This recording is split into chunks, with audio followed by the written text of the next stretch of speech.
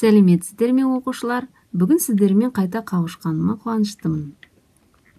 Бүгін мен комментариydегі Ақтолқынның сұрауы бойынша шылау және оның түрлері деген тақырыпқа теориялық талдау жүргізгім келеді. Шылау дегеніміз не? Шылау бұл көмекші сөздерге жатады. Ең алдымен көмекші сөздер мен атауыш сөздерді ажыратып үйренейік. Атауыш сөздерге зат есім, сын есім, сан есім, есімдік, етістік, үстеу, еліктеу жатады. Ал шылау бұл көмекші сөзге жатады. Атауыш сөздердің көмекші сөздерден қандай айырмашылығы бар?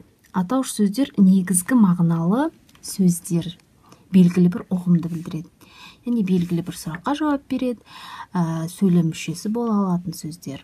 Ал көмекші сөздер олардың бірінші қызметі толық лексикалық мағынасы болмайды, атауыш сөздердегідей.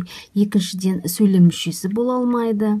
Үшіншіден сөз бен сөзді, сөйлем мен сөзді байланыстырады. Және негізгі мағыналы сөздердің жетегінде үстеме мағына беріп тұратын сөздер. Шылау және оның түрлері. Өзіміз білетіндей шылаудың үш түрі бар. Бұлар септеулік, жалғаулық және демеулік. Бүгін біз видеомызда септеулікті мен түсіндіремін. Ал жалғаулық пен демеулікті келесі видеоларда түсіндіргім келеді. Алдымен септеулік. Біз тесттен септеулікті тауып үйрену үшін ең алдымен терминге мән берейік. Септеулік. Бұның түбірі септеу деген сөзден тұр.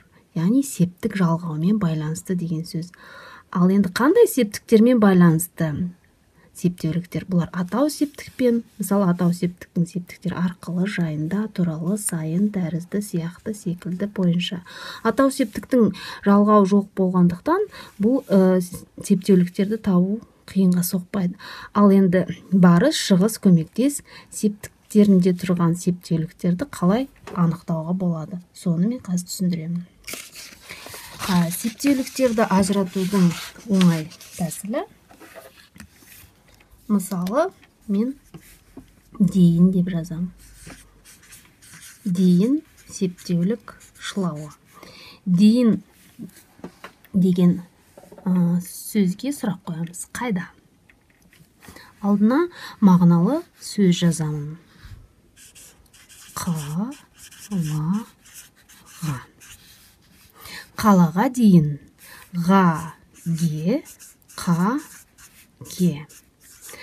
Ғаге, қаке бұл барыс септігінің жалғауы білеміз. Ал енді барыс септігінің сондай-ақ а, е, на, не деген жалғаулары бар екенде ұмытпаймыз. Демек, дейін деген септеулік шылауымыз барыс септігінің септеулік шылауы болып табылады.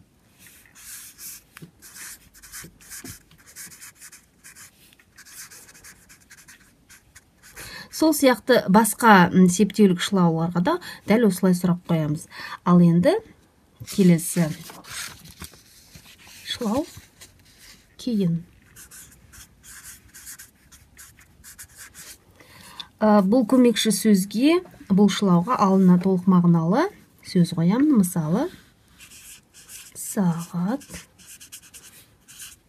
6-дан кейін.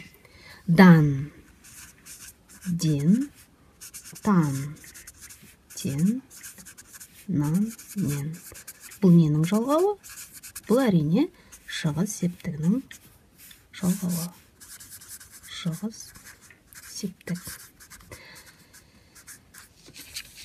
Ал енді ең соңғы бірге деген шылауды жазам. Біргені анықтау қиын емес. Мысалы, раушанмен бірге. Мен, бен, пен. Көмектес септігі.